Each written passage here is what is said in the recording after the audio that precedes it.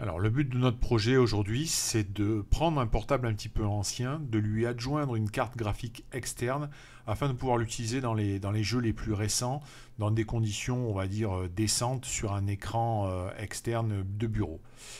Moi, dans mon cas, je vais utiliser un portable MSI CR610M. C'est un portable assez ancien avec 3 Go de RAM en DDR3, un Pentium B960, c'est un dual core, et une partie graphique qui est gérée tout bêtement par le chipset intégré Intel HD. Alors évidemment, le but c'est de ne pas se ruiner, et pour ça on va avoir besoin d'éléments pas trop coûteux, notamment une alim, tout ce qui est le plus classique. Prenez de préférence une 600 watts, pas besoin d'une 80 plus Gold ou autre. Prenez quelque chose de fiable, relativement silencieux et qui prenne pas feu tout de suite. Évidemment, la clé du système, c'est l'adaptateur PCI Express, on en parlera tout à l'heure. Le boîtier, ça c'est vraiment le bonus si vous voulez faire un montage propre, on verra ça à la fin de la vidéo. Donc moi j'ai pris un petit micro ATX classique à une quarantaine d'euros. Et la carte graphique, que vous avez si c'est le cas, ou sinon quelque chose de pas cher, une GTX 960. Moi j'utilise une 970, on pourrait utiliser une 1070, tout va dépendre évidemment du couple processeur carte graphique. Alors le cœur c'est l'adaptateur PCI Express. C'est très simple, il en existe beaucoup sur internet. Moi j'en ai testé pas mal, c'est sur celui-là qu'on va travailler. Il est fiable, il est simple à mettre en œuvre et il est surtout très facile, très compatible.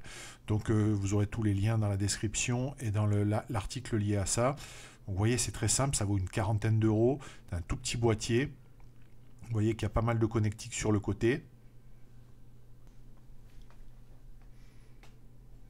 Donc il n'y a rien de particulier si ce n'est évidemment le port PCI Express qui est tout ce qu'il y a de plus classique.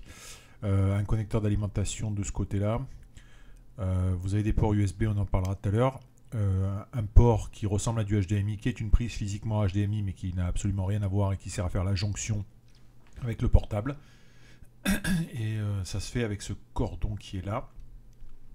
Donc là vous voyez la prise qui est l'élément qui sera sur votre portable. On va en parler tout à l'heure. Donc c'est tout simplement une connectique PCI Express et le port HDMI. Donc encore une fois, rien à voir avec du HDMI. Ne branchez pas ça en HDMI, ça n'a absolument rien à voir. Même si c'est la même connectique physique. Alors pour relier cet adaptateur, rien de plus facile. Vous allez prendre votre alimentation, le petit cordon qui est livré avec, qui va vous donner qui va vous permettre de brancher la connectique principale d'Alim. Donc là, vous séparez l'élément sécable comme sur toutes les Alim et vous branchez. Il y a un détrompeur, aucune difficulté. L'autre partie, pareil, il y a un détrompeur. C'est classique comme sur toutes les Alim, aucun problème. Donc, j'ai oublié de mentionner un point important. Il faut évidemment une Alim qui dispose d'une connectique PCI Express. Pour l'autre partie, vous allez utiliser ce que vous avez normalement avec une carte graphique qui va vous permettre de brancher 2 Molex par exemple. Mais si vous avez une Alim avec plusieurs connecteurs PCI Express, vous pourrez vous affranchir de ça. Moi en l'occurrence, j'ai une Alim low cost, donc j'ai un PCI Express que je vais utiliser pour alimenter ma carte graphique et j'utilise les Molex pour l'autre. Donc là, le principal est fait. On connecte la carte graphique dessus tout bêtement. Et on va raccorder l'alimentation de la carte. Alors là, pareil, c'est sur la GTX 970, c'est du 6 plus 8. Il faut raccorder l'intégralité des points, donc les 6 et les 8. Vous savez que la partie 6 points, 8 points est souvent sécable sur ces parties-là. Il faut raccorder l'intégralité. Et donc, on va relier le dock à son câble. Et maintenant, on va s'occuper de la partie portable. Alors, les prérequis pour la partie portable. La première chose, c'est de disposer du dernier BIOS à jour de ce portable. Donc, aujourd'hui, c'est une manip facile. Même sur un portable un peu ancien, vous vous préoccupez que le portable soit à jour.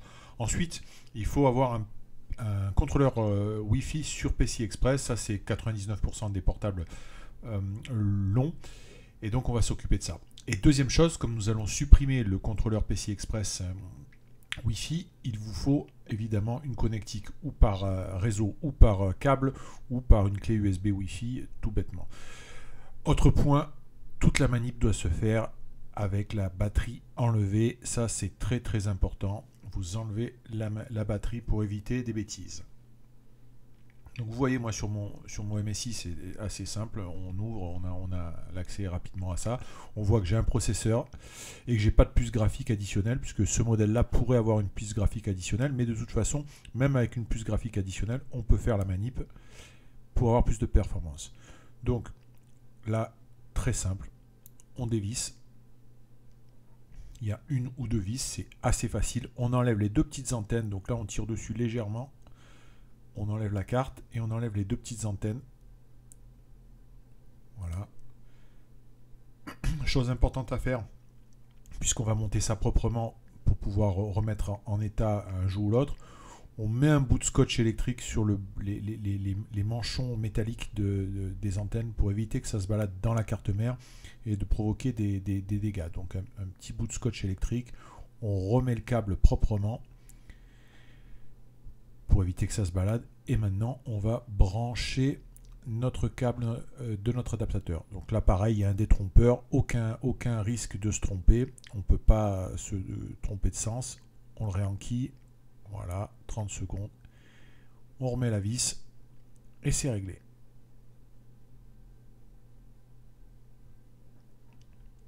Donc je renouvelle mon avertissement. Impératif de disposer d'une connexion Internet puisque nous avons supprimé le Wi-Fi. Et impératif d'avoir enlevé la batterie et d'avoir un BIOS à jour. Donc maintenant il va falloir se composer avec ce câble qui se balade. Donc vous pouvez faire quelque chose de très propre et on verra dans d'autres montages que j'ai fait une partie intégrée au châssis. Mais si vous voulez éviter d'intervenir, de couper du plastique ou autre, le connecteur est tout plat. Donc il suffit tout simplement de remettre en place le plastique en ayant plié proprement le connecteur. Et vous allez voir que on arrive à faire quelque chose de très propre sans avoir à casser du plastique. Moi je suis allé un petit peu plus loin, donc je vous verrai ça dans une autre vidéo. J'ai carrément mis sur le châssis une prise, j'ai pu intégrer une prise femelle. Bon là on fait pour que ça soit que le portable puisse être remis en condition d'origine assez facilement. Donc vous voyez, il n'y a rien qui déborde, ça ne gêne en rien, c'est propre, ça ne coupe pas le câble et ça ne tire pas spécialement sur le plastique. Donc là, le cordon est mis et on a fait 90% du boulot. Maintenant, on raccorde la carte à son dock. On raccorde la carte vidéo, bien sûr, à son écran. Et c'est l'ordinateur portable, l'allumage de l'ordinateur portable qui va déclencher l'allumage de l'alimentation. Donc, dès qu'on lance Windows, automatiquement, la carte va être détectée. Il n'y a absolument rien à installer, le dock a été détecté et là évidemment Windows trouve qu'il y a autre chose et met à jour la carte graphique. Donc la carte intégrée a été désactivée par notre manipulation et là il cherche tout simplement le nouveau driver. Donc préalablement j'avais installé évidemment le driver NVIDIA. Donc immédiatement le driver NVIDIA est monté au démarrage et on a la GTX 970 qui est installée. Donc pour preuve, le panneau système Windows. Et maintenant, on va aller dans le gestionnaire de périphériques. Voilà. Et donc, la partie carte graphique. Voilà, ici. Et on voit bien notre NVIDIA GTX 970 qui est en place. Donc maintenant, eh bien, tout simplement, on va essayer de la pousser en action et voir comment ça se comporte. Donc là, rien de plus simple. On va monter la résolution de la même manière qu'on utilise le panneau de configuration NVIDIA. Je vais tout simplement naviguer dedans pour disposer des bonnes configurations pour mon nouvel écran. Et je vais lancer un bench, tout ce qui est le plus classique pour accéder à des performances graphiques que je n'avais pas jusqu'à présent. Donc là, vous avez le tableau de bord en haut à droite qui vous indique le nombre de FPS, etc. Donc, dans mon cas présent, je crois que je suis surtout limité par mon couple processeur RAM que par ma carte graphique dorénavant. mais ça me permet de disposer d'images quand même bien plus sympas et de pouvoir jouer assez facilement. Vous voyez que la carte 970, elle fonctionne exactement de la même manière qu'une carte PC, c'est-à-dire que pour l'instant, ces ventilateurs sont au repos. Et dès qu'on va avancer dans le bench, vous voyez, les ventilos commencent déjà à frémir. Dès qu'on va avancer dans le bench, les ventilos vont se mettre en route. Exactement de la même manière qu'un PC, tout fonctionne exactement de la même manière qu'un PC desktop. Voilà, exactement, vous voyez, les ventilateurs. La carte est gérée de manière totalement transparente. L'avantage de cette installation par rapport à d'autres, c'est que ça permet d'utiliser le portable de manière totalement propre. C'est-à-dire que c'est le portable qui commande l'allumage de la carte graphique. Il n'y a pas de bidouille à faire au niveau de l'alimentation. L'alimentation est éteinte quand le portable est éteint. L'alimentation s'allume pour alimenter la carte graphique quand le portable démarre et qu'évidemment il est raccordé au dock. Il y a certains docks PCI Express qui nécessitent de bricoler un bouton, etc. Là, rien de tout ça. Tout fonctionne de manière complètement transparente. Donc rien ne vous empêche, et ça c'est la dernière partie du truc, d'utiliser un boîtier low cost pour monter tout ça proprement dans un boîtier et pour avoir quelque chose qui va se rapprocher d'un point de vue esthétique avec tout ce qu'on voit en GPU externe maintenant sur les portables de toute dernière génération avec les connectiques élaborés. Donc là, pareil, hein, on retire le boîtier. Moi, je vais utiliser de la mousse double face pour le maintenir en place. Donc pas du scotch, de la mousse, hein, pour le maintenir en place au fond. Donc c'est vraiment pour vous donner une idée. Vous verrez dans une autre vidéo mon installation totale, puisque ce dock là permet aussi de répliquer de l'USB. Donc on peut utiliser le boîtier pour avoir d'autres choses, un réplicateur de port USB, pourquoi pas mettre des disques durs internes en USB 3 si vous l'avez. Bon voilà, c'est une idée pour faire un montage propre. L'intérêt principal étant de disposer d'une solution clean qui peut être posée sur un PC de bureau sans faire bricolage, avec des câbles qui dégueulent partout. Une solution qui marche très bien. Encore une fois, c'est complètement transparent. La carte est reconnue de la même manière qu'elle serait reconnue sur un PC classique. Et ça va vous permettre de jouer sur un écran externe dans de très très bonnes conditions. Voire même de pousser en 4K. Encore une fois, préoccupez-vous bien entendu du couple processeur-carte graphique. Vous savez très bien qu'un processeur très faible va limiter les performances de la carte graphique. Donc voilà, j'ai mis en place le dock, vous l'avez vu, il est collé en bas. Maintenant, je monte mon alimentation.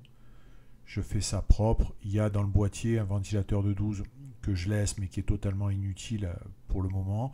La carte a son dégagement sur le côté. Bon, c'est une Maxwell, il n'y a aucun problème de chauffe là-dessus.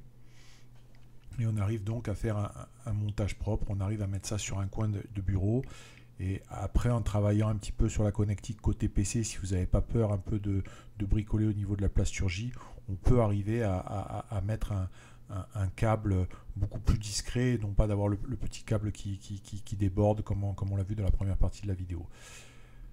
Alors si vous respectez tous les prérequis, et encore une fois n'hésitez pas à regarder en bas de la vidéo et dans l'article dédié, voilà une solution rapide et très facile à mettre en œuvre. N'oubliez pas que le portable, à partir du moment où vous le débranchez du dock, il reprend ses caractéristiques d'origine, c'est-à-dire qu'il fonctionne normalement avec sa partie graphique intégrée ou son chipset dédié. Et donc il n'y a aucun problème particulier. C'est une solution qui est accessible à tout portable qui dispose d'une carte PCI Express Wi-Fi, accessible bien entendu.